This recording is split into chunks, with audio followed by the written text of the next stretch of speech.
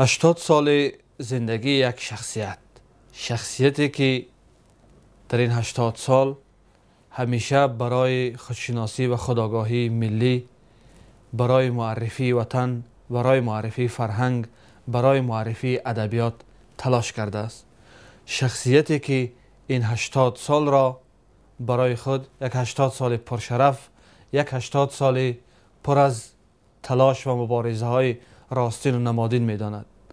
80 سالگی ولی صمد، شخصیت فرهنگی، ادبیات شناس و شایسته تاجیکستان که امروز برای یک بحث بیشتر در دفتر آزادگان قرار دارد. استاد، شما را برای صحبت آمدنتان خیر مقدم میگیم. ولی صمد 20 ینور سال 1936 در دهه وارخ ناحیه اصفهان زاده شده است. سال 1961 فاکولته زبان و ادبیات دانشگاه آموزگاری خوجند را ختم کرده در همانجا به معلمی اشتغال ورزیده است. سالهای طولانی کارمند پژوهشگاه زبان و ادبیات رودکی، نامزد علم فیلولوژی می باشد. مؤلف بسیار مقاله های پرارزش است که در نشریه های تاجیکستان و ایران به تب رسیدند. رساله هایش توشه همدلی، از قعر حذر تا اوج زحل به خوانندگان پیشنهاد شدند. از سال 1994 عضو اتفاق نویسندگان می باشد. استاد، خب شما امسال 80 ساله میشید. همین انسان از 80 سالگی به همون دورانی که گذرانده است چطور می نگرد و او دوره ها را چخیل به خاطر می آرد؟ من به خاطرم می بیارم همه دوره های زندگی من خاطرمون بود. همه از دوره مکتب میانه خواندنم تا آموزگاه پداگوژی در کانیبادام، مکتب میانه در اصفهان،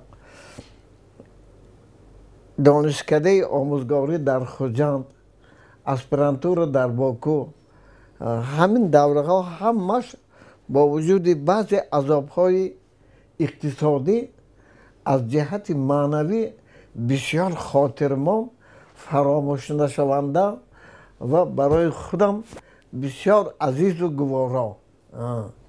خب چه خیلی مثلا در دوران دانشجویی و اسپرانتی چه چیزای گوارا و خاطرمان است در خاطرتان؟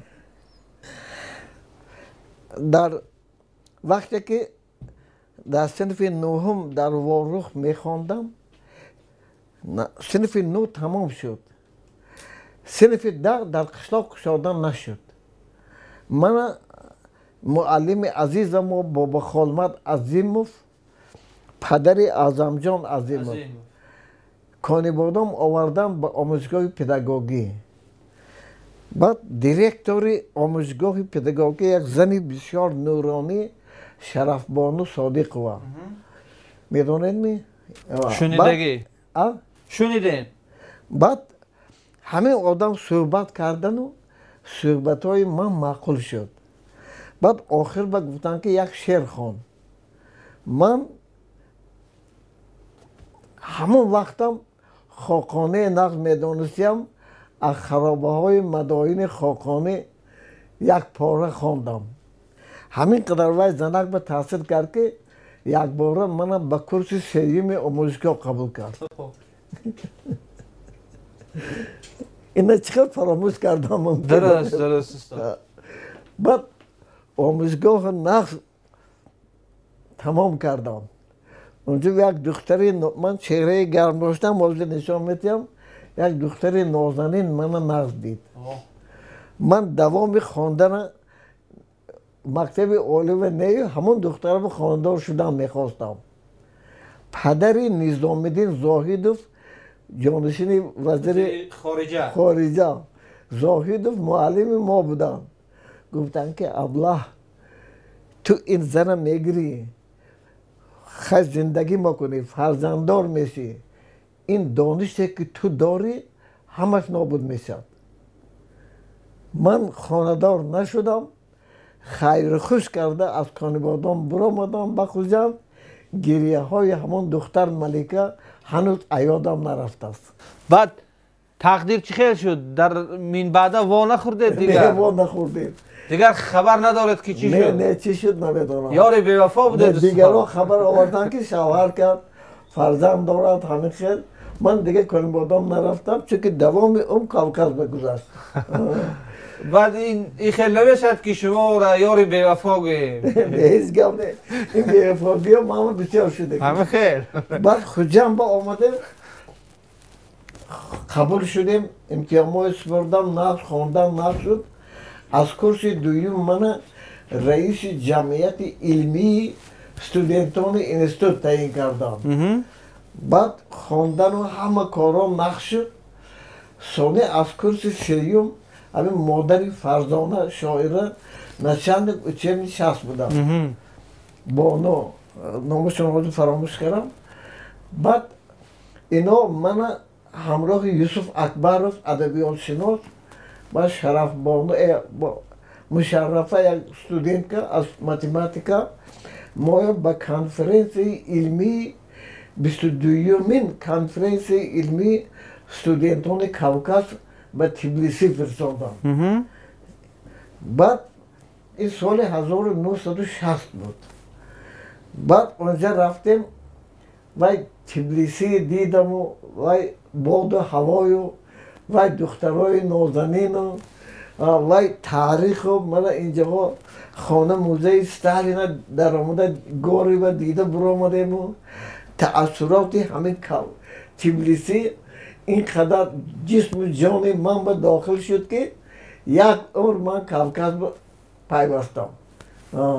همونجا اهم یک چیز خاطرمان برای شما از خانه موزه استالین برآمدیم. گریبای دفعه در ایران کشتگی و زنش گروزین که بود 9 سال عشق ورزی کرده. بعد خاندار شدم همه 2 ماه زندگی کردیم. بعد همون سر قبر گریبای دفعه رفتیم. اونجا رفتیم که بالای قبر گریبای من قبر دیدم. من هم تو قایل شدم که این دنیا و این قبرم بوده است.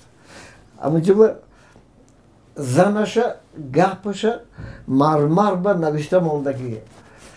Литературный подвиг твоё бессмертно. А как переносит, как переживает будет, я переносит моя любовь к тебе. Ина хонда ما همه گریه کردیم در همونجا. این چیزها سخت تاثیر کرد من با. بعد از اونجا ما مسجد گروزینا رو بردم. تبلیسی بسیار بنای تاریخی و خاطرمان و همون ویای گروزینا اینا بیند داند گفتم. اونجا ما سلام تاقی بود در این مسجد برفتیم که اینا مسلمان گفتم ما در آمدن نماندم. بعد یوسف کتی مشرف همون بیرون با نزدیک قرابل به سمیسکه خورده شدم. من توپی گیتا کیسم با کردم و در آمدن با رفتم از اون خریسیان های اجرا کردم. من مسجد با در آمدن موندم. و در این مسجد دیده اکو تصور کردم ممکن نه. همون زنی که کلان سال یک 45 ساله بود نام من نوشته هم پرسیدگی و همون سیمای همون زن حال هم یادم بیاد گریه بیاد. زن نورانی بود. این چیزها من با کاوکاز تماما پیوست کرد.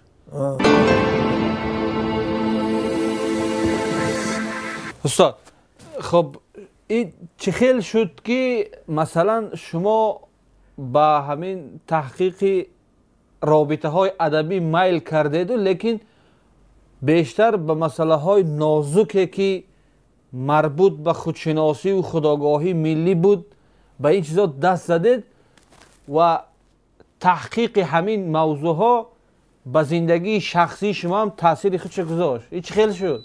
همون معروضه که من در تبلیسی کرده بودم و معروضه استودنتی بود. بعد معقول شد همون گپام رستویلی فردوسی من همین چیزا. بعد بیرون برآمدم که گوهریا اون وقت اسپران بود. گوهریا حاضر و گفت که همین موضوع دوام گفت. بعد سانه درباره موضوع کاوکاز اومده و مقاله چاپ شد حقیقت لیلنواد با نام 14 روز در قفقاز در تبلیسی در باکو. این مقاله همون معلمای دانشگاه خوجند با معقول شد. بعد همین مادری فرزاده گفتن که این کار رو دوام ده. بعد معلمای من مقصود گفتیم خانو دیگرها عبدالله زاده گفتن که همین دوام ده. بعد یک بار اکن رستویلی اسم ماند و نظامی این باید با آمد. همین ایجادیات نظامی من تماما اسیر کاوکاز و آذربایجان کرد. سونه اهم فاجعه گنده این برای شما معلوم شود.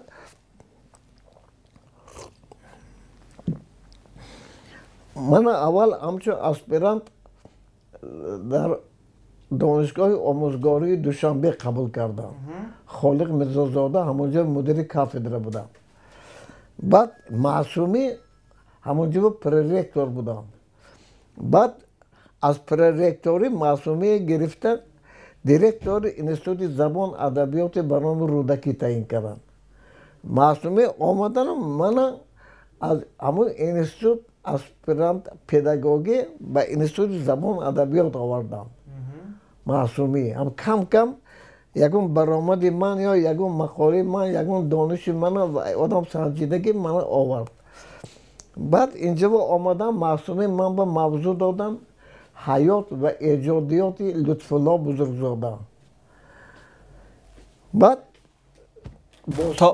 تا این وقت موضوعتان چی بود؟ حالا هنوز موضوع بیان شدگی نبود. بعد ثانی یک مقاله فرمودم درباره بزرگزاده.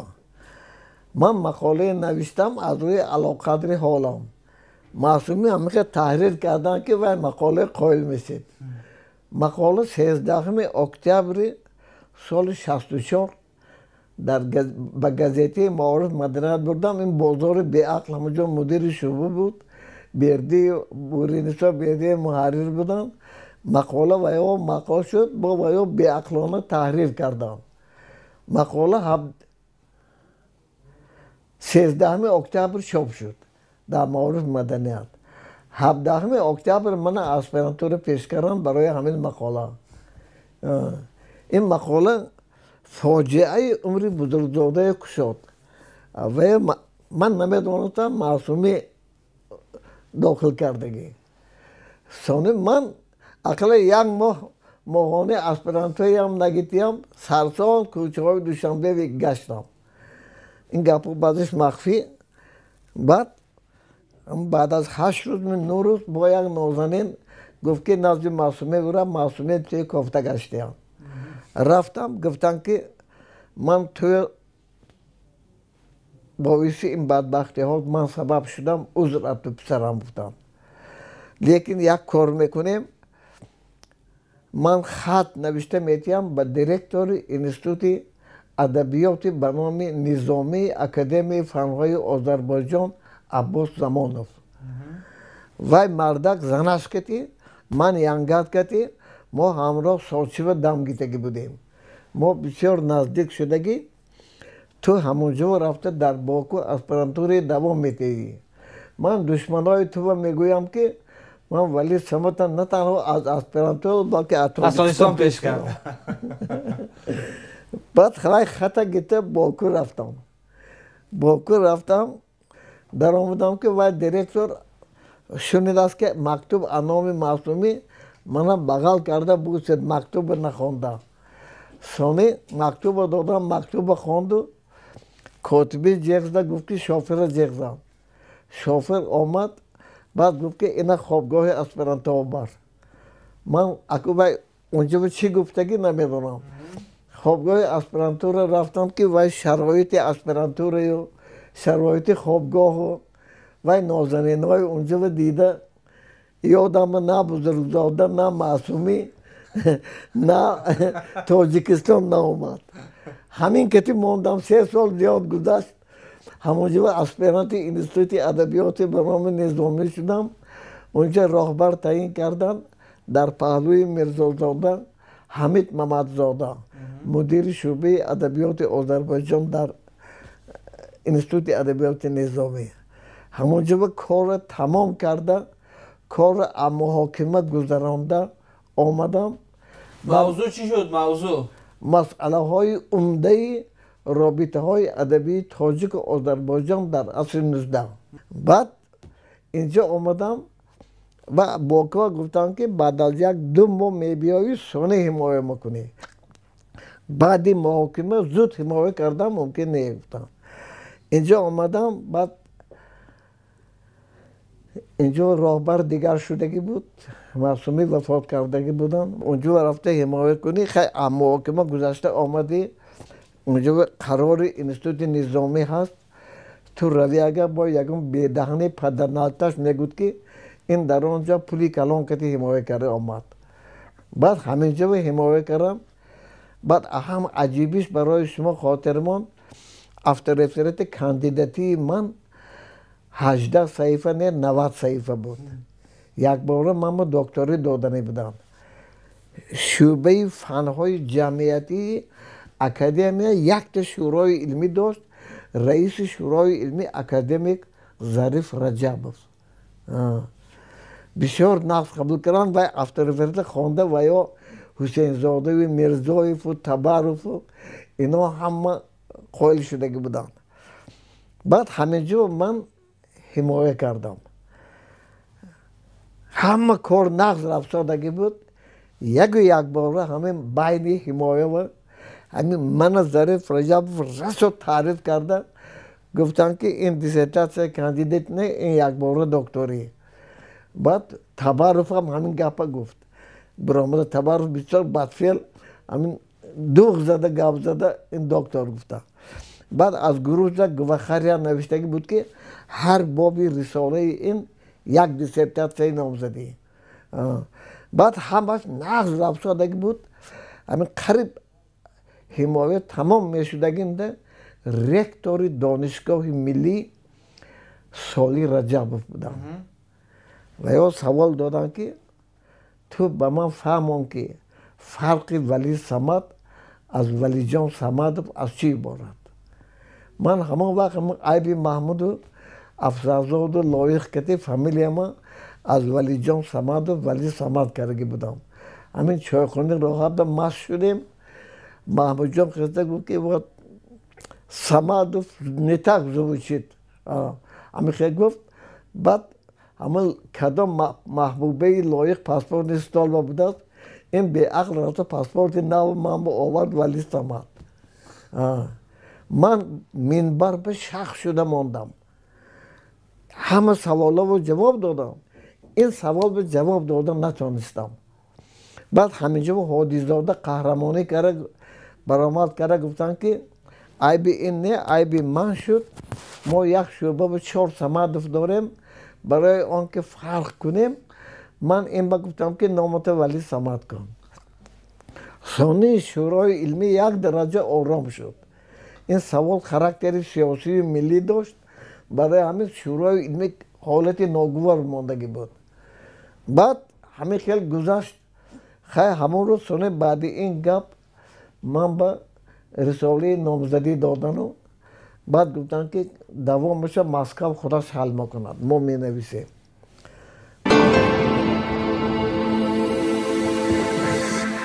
استاد همین نام و نسب عوض کردید به اصطلاح تاجیکی کردید. اون وقت مشکل نبود این کارا را کردن؟ وای لایق محبوبه شو برده کرده اومدم چیزا. وای نازنین پاسپورت استال به کار میکرد. شما تلاش نکردید؟ نه. بعد حجت های دیگر عوض نکردید؟ گشته با من ولی جان سماعت بگشتم. خیلی؟ KGB مسکو من برده آنیز دارم نشان داد. بعد سانه همین گپ دکتری که من برآمد بعضی دشمنای من خف بردن که این دکتر شود نقض نگفتم. بعد اینا مسکو با وقت نوشتن. بعد من مسکو با جیغ زدم. خیلی اونجا آسمی پرزیدنت بودن. کماندراش ندادن و خیلی هم یاردم کردن. این خدایی شریف من برده خوب نصیحت کرده. رستوران برده زیافت کرده. ماسک کرده. ایرپورت برابر مسکو با سیل کرد. بعد اونجا رفتم به عقل همه جا و جوره های من به اکبر توسانف همه جا بود است وای پیشواز گرفت بعد برده جا به جا کرد روز دیگر سانه وقت برد همین وقت با چند زنهای نازنین از جمله از گروه یک از دکتریش گراندگی همونای جیغ زدگی صحبت با از جمله منم جیغ زدم در آمدم همه سوالاشم جواب دادم اونجا من نوشتگی پن ایرانیست величайший враг тюркских народов. از دوشنبه نوشته بودن؟ از دوشنبه سانه همش سوالای ادبیات از اونجا همش جواب دادم همونجا جانشین رئیس وقت پرستایف اساتین بود است دستش بعد جوابای من همه که چپک زد و گفت که اون نه ناسیونالیست نه پان ایرانیست نه величайший враг турецкого ترکسکی народов گفتم سانه اونجا سوال ها همین بود که همین صوفی کسی روسیه او تو چی ضرر آورد که همون ابرش برآمدی من گفتم نیزه بوایتی گفتم не только я выкинул русский суффикс, а даже прекрасный лирический суффикс таджикский джон тоже выкинул. همین خیلی گفتم که همون اساتین جانشین اجاش خسته گفت که اون не националист, не пан-иронист, он настоящий гуманный человек گفتم. بعد همه خیلی گپ‌های گفتن بعد سانی با سوال دادن که چرا این نظامی این کلاسیک ادبیات آذربایجان فرزند خلق آذربایجان تو در افتار فرد نوشته که این کلاسیک ادبیات تاجیک فارس بعد سونه یک دو پاره از نظامی خواندم ترکی صفتی وفای ما نیست ترکانه سخن سزای ما نیست هر که از نسبی بلند باید او را سخنی بلند زاید نیمی اعضاهای اما پرزیدنت وقت 15 کس بود فارسی میدانست است از جا خسته چپک زدم بعد همون رئیس وقت از ساکتی برآمدگی بود یک باره 10 دقیقه گم شد و در آمده دیپلم گیتا برآمد جاش بداد همونجا دیپلم فقط نام من نوشتگی نه پیچتا نه قرار وقت نه نام موضوع همون دیپلم نام من نوشته همونجا دیپلم من بداد اونجا نقص گذاشت تو بیرون تا کریدار گیتا برآمد که اکبر همونجا ایستاده است گفت که غفروف من فرستادن که همون ولی یافته بیا بعد همونجا برآمدیم همون حجت غفروف هم آوردم من بعد وای اکبر کتی یک تاکسی بشته رفتیم رفته من گفتم اکبر همین یک جمله تلگرام خانه ما بوده که اهل عائله آرام شود که دیپلم گرفت گفتم این احمق فراموده تلگرام داده است наконец ваш несчастный отец получил диплом поздравляю اویلم گریه کردم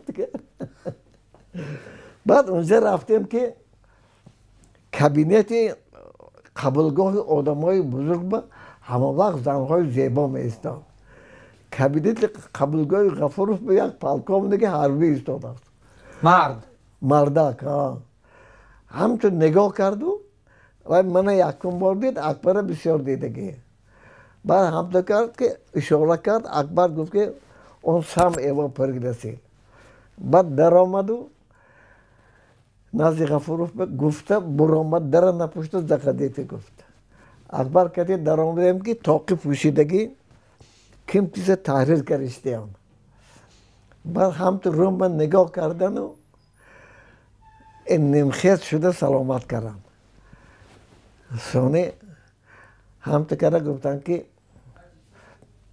توی هم همین برین اکبر نشون دادن این خیلی چیزهای جنگجالی کمتر نویس سری ما و تصویرش نبیار همه خیلی گویان اکبر دیوانه در سخت پوشیده برامده برفت بعد غفروف خندیدن گفتن که آرام شب گفتن این حوض آرام شود بعد نیم ساعت میبیاد. بعد ما صحبت غفورов کتی دوام دادیم. در کدام مسئله صحبت کردید؟ سه مسئله. همین مسئله ملی، این مسئله بسیار نازک، هوشیار شو، دغل رفتار نکن.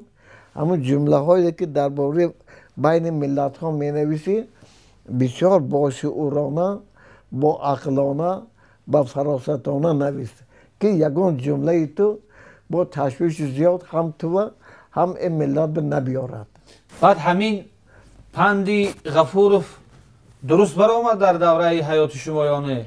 کم کم درست برآمد. وای بعضی موضوعها وای پندی ویو توغری نمی آمد. مثال حافظ احمق گفتگی رئیس اتفاق نویسنده های ازبکستان عبدالله عارفov این به چه خیلی من آرام نویسم.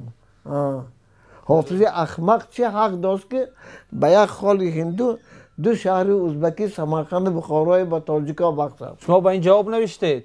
من جواب نوشتم. خیلی ترسونزاده تحریر کردن.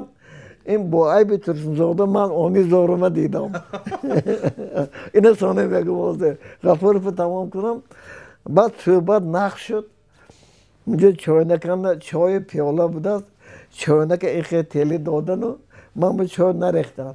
گفتن که خدا به چای ریست. بعد چای ریخته نوشیدم. بعد خوب نصیحت کردم. یا دو تا علمای آذربایجان که من بعض مقالام رنجیدگی بود غفورov شکایت کردگی بود است. گفتن که حاضر اینجا همه کارهای حل میکنیم. وقتی رفته ندارد دوشنبه نرود تو رخت با کرو. همه رفته همه آدمای دیده عذر میخواهی. بعد از دوشنبه از باکو سون دوشنبه میروی. بعد روزی میرفتگیم رفتم پول دادن گفتن که این پول از مسکو تا باکو. من این پول از باکو تا دوشنبه. من همینای داده اسیر کردم. بعد یک صورت بخشیدم. صورت من آوردم و رشیلف و اورنخوجایف و غفورov پشتی صورت بنوشتم درگام و ولیجان уважаемый Валиджон Самадову на добрую память от академика Гафурова. اینا گیته آمدم. اینا نقش شد. اینا همش نقش شد. همین چیزها آیسته من از جهت ملی و دانشمندای بزرگ و این مبارزه ها من در آتش حفظ ملت تیار کرد.